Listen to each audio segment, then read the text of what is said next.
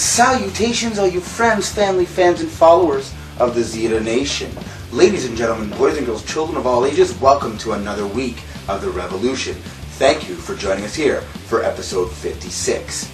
I am your host with the most like peanut butter on your breakfast toast, Emperor Zita. Coming to you from the most wonderful place in the world, the Forest of Solitude, here in Etobicoke, Ontario, Canada. So this week we have a wickedly special episode for you. First off, brand new Star Trek Into Darkness movie, which was fantastic. So we have a preview and a review of it for you. Plus, we have Princess Katherine and Prince Anthony doing the Fandango this week. But the big thing this week, we have a live performance from the Band of the Revolution. Straight from the Velvet Underground here in Toronto, we have the first part of our Drop Dead Pin-Ups live music spectacular. Let's get right to it, because anyways, that is enough from me. Let's get on with the show. Rock and roll with the Pin-Ups, baby! And here we go.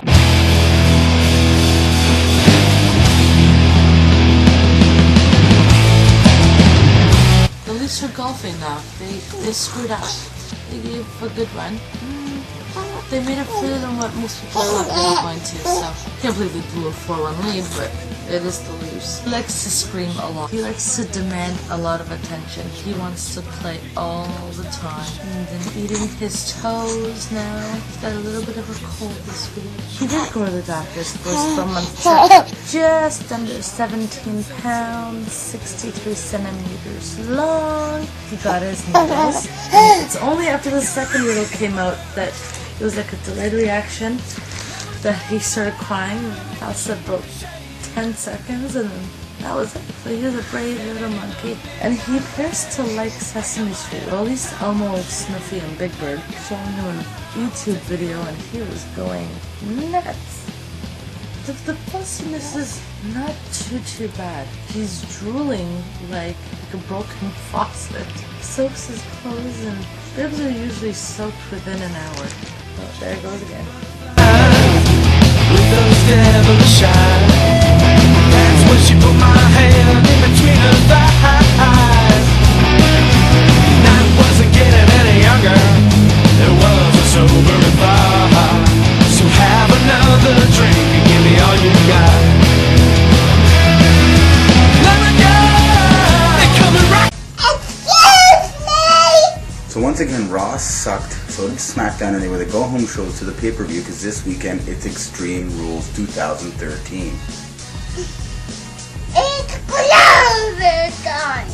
So we're not going to see any CM Punk at the pay-per-view because he's off on injury. And we're not going to see any Dolph Ziggler on the pay-per-view because he's off on injury. Start out on the pre-show with The Miz versus Cody Rhodes. I see The Miz taking this one since he's just made a fresh return. Then we have Randy Orton versus The Big Show in an Extreme Rules match. I honestly could care less about this feud, but my money's on Big Show going over. Then there's the strap match between Mark Henry and Sheamus. I totally see Sheamus walking out with this one. Then we have Y2J versus Fandango. Honestly, my money's on Fandango taking this one. And I can honestly say I have been converted into the Fandango phase. I've even got my kids doing it. Then we have the US title match, the first of 3 championship matches for the night. We're going to have Kofi Kingston versus Dean Ambrose of The Shield. And I think we are going to see The Shield get its first taste of gold. Dean Ambrose is walking out as new champion. Speaking of The Shield, Roman Reigns and Seth Rollins are taking on Team Hell No in a tornado tag match for the championships. Yes! Yes! Yes! I think this is where we are going to see Team Hell No, as I've been saying for the past month, lose their belts. Rollins and Reigns are going to walk out as new tag team champions as well. And The Shield will walk out covered in gold. Then there's the I Quit match, which was changed from a 3-way ladder match. ADR will be taking on Swagger in a submission match. I see ADR taking this one because he's the face and they need a face to feud with Ziggler. Then there's the cage match between Triple H and Brock Lesnar, being billed as one of the 2 main events of the night. So I see Lesnar walking out the victor here, Triple H putting somebody over for once in his career. Three more!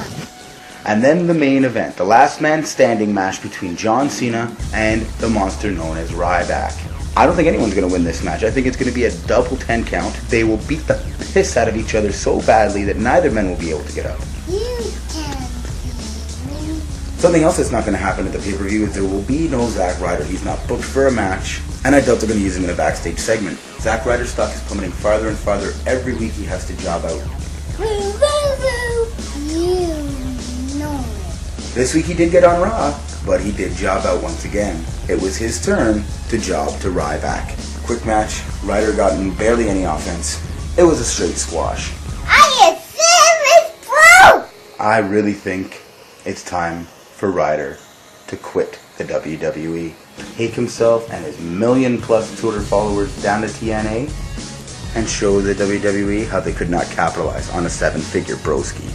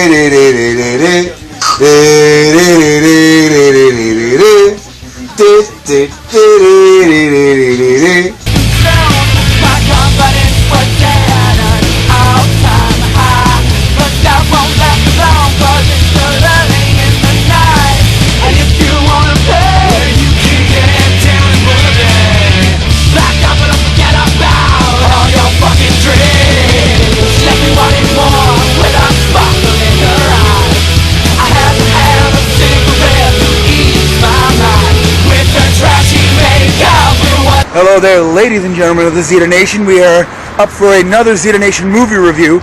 We are headed down to Cineplex Odeon, Queensway Cinemas, right off the corner of Queensway and Islington. Tonight, we are going to see Star Trek Into Darkness. I think it's going to be fantastic. If it's anything like the first one, we will see you guys inside. We're going to get you some footage, and hopefully Paramount won't be dicks like Disney, and they'll let me show some of the footage we get.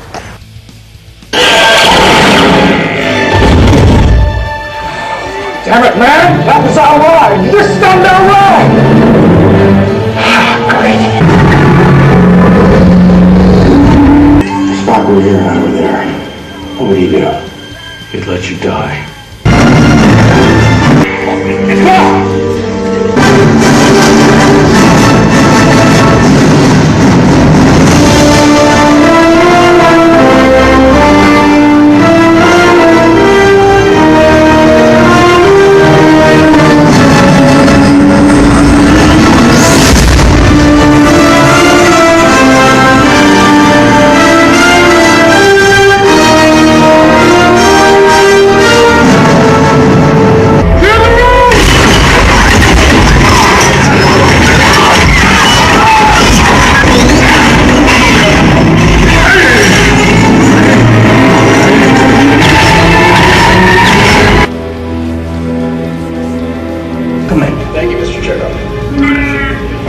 Right. Yes, sir.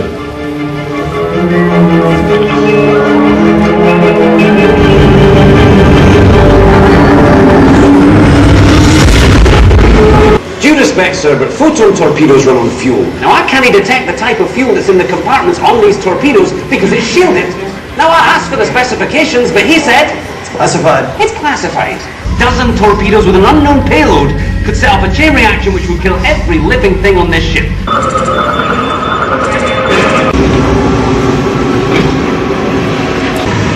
Det är stort med with the dumb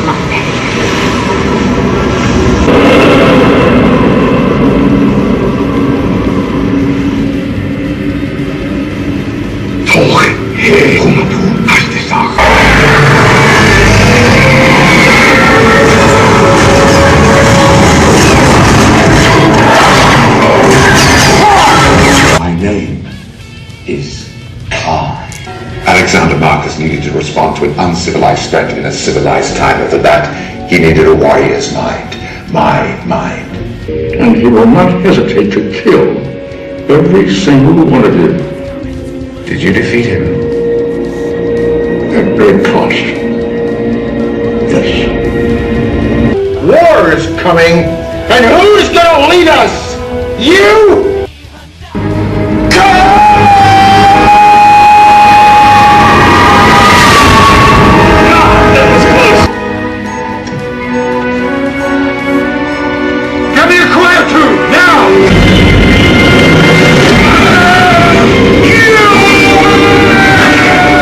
So we just got out of Star Trek Into Darkness, or as I like to call it, Star Trek Wrath-Con version 2, the J.J. Abrams version of Wrath-Con, which was really awesome. So John Harrison was Khan, just like I thought that he would be, as I'm sure a lot of fanboys out there figured he was going to be. And we had the classic line of God. You should definitely go see it. I give this one 2 thumbs up. It was better than the first one he put out. To be honest, I prefer this poster. The visuals in this movie were fantastic. One of the few movies I've seen in the past year that actually deserved a 3D treatment. Seeing the planets and the stars and space and the Enterprise, everything done in 3D, was worth the extra money.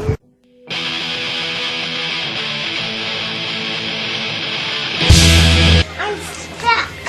I don't want you to help.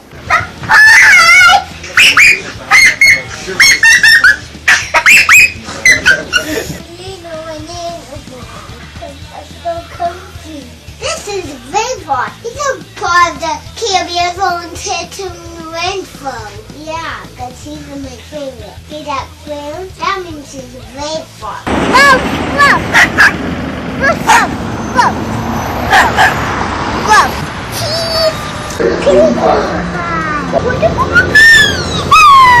No! I don't want the timeout! I'm going to behave. You're going for timeout when you get home, kid. Oh my God! Help me! Oh God! You're coming up?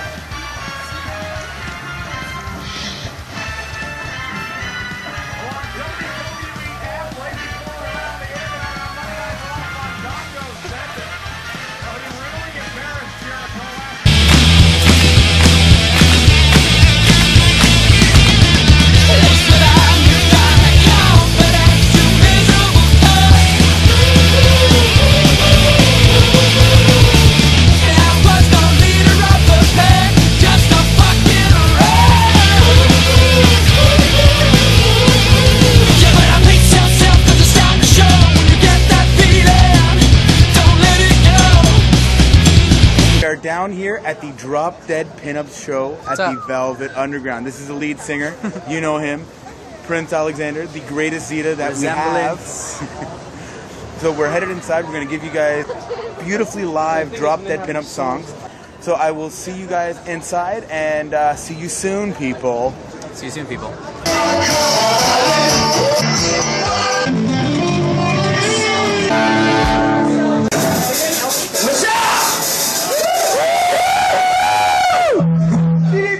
Drop Dead Pin-Ups.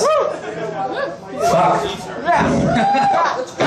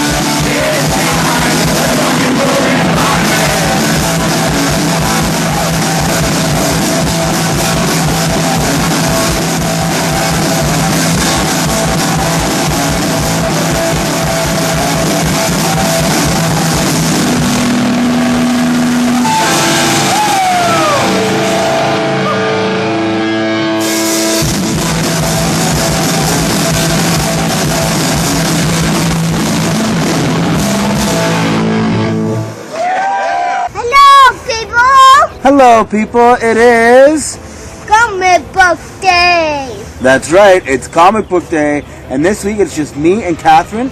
We are headed down to Excalibur Comics. And Anthony got his first needle.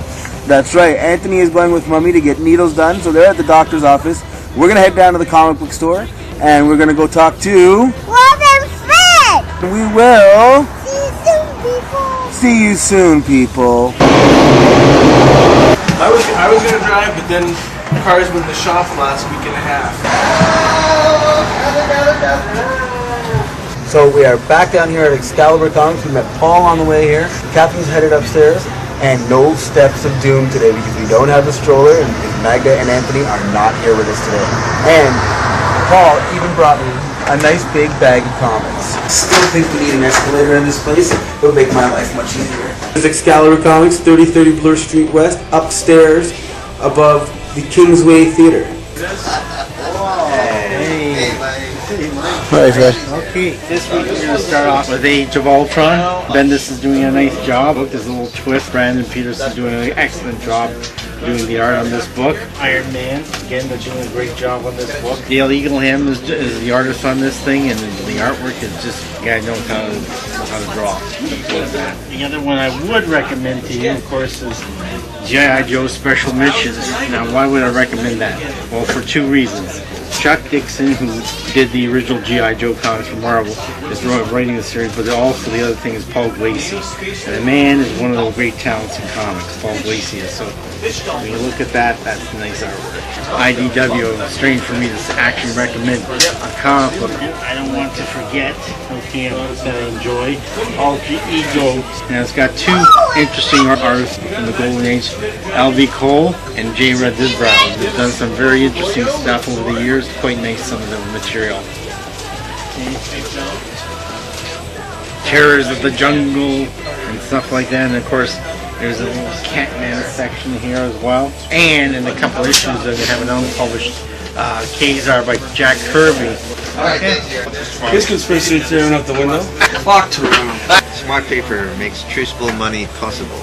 So these countries putting RFID chips, radio frequency ID tags, in the money itself. I think the Americans and Canadians already had that. You go through the border, you carry a lot of cash, U.S. cash. You go through the scanners and they know how much money you're actually carrying down to the States. So they don't even have to touch it, they know exactly what it is. All the other countries are now putting RFID chips in their money, so everything will be traceable now, all the purchases.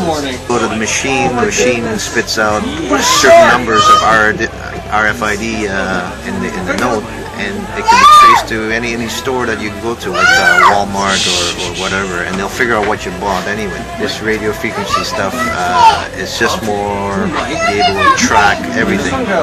Cash is no longer anonymous, I guess, like we used to think. Everything is tracked. Homeland Security, they said they can track any and everybody in the United States, and 98% of the people, because they all carry their cell phones. They know where you are because it's such an expensive gadget. You don't want to just throw it away anywhere, and leave it anywhere. You usually carry it with you, so therefore they can track almost 98% of the people, they say. Same thing with the money now. The U.S. government is using a parallel internet for the last 2 years, so you can't really hack into any of the government agencies anymore. I thought they really had that like 20 years ago, because when you get stories like this kid in the UK hacking into top security files of the Pentagon and so forth, finding out top secret stuff, I really didn't believe that, because you know what? They have their own internet system, which is completely different from our internet systems. We can't even hack into theirs because it's a completely different system. Banking is similar to that. The banks have their own internet, therefore you can't really hack into them, because unless you're using one of their own computers, right? Your computer is not in their internet, so you can't actually go into them. So all these stories about hacking and WikiLeaks and all that stuff, I think that's all bogus, because it's just to make you think and to fear, because fear, they're able to control people more through the fear, right? The soul, you must fill it with love and strength, not fear, because fear makes you vulnerable. That's it. Time's up here at the Zita Nation for another week. Thank you for joining us here for the Revolution, and come back next week for another live song from the Drop Dead Pin-Ups right here on YouTube. Go back and check out all of my other episodes right here on YouTube. And subscribe to my channel, one word, Emperor Zita, right here on YouTube. Don't forget to pick up your Drop Dead Pin-Ups Electric Night CD. Thank you to everyone that came out to their show on May 17th at the Velvet Underground. Check them out at the Rock Pile May 24th. And follow them on Twitter at Drop Dead Pin-Ups. Don't forget to follow me on Twitter at Emperor Zita. Head down to Excalibur Comics for all of your comic book related needs. And viva la raza! Say, I lie, I cheat, and I steal.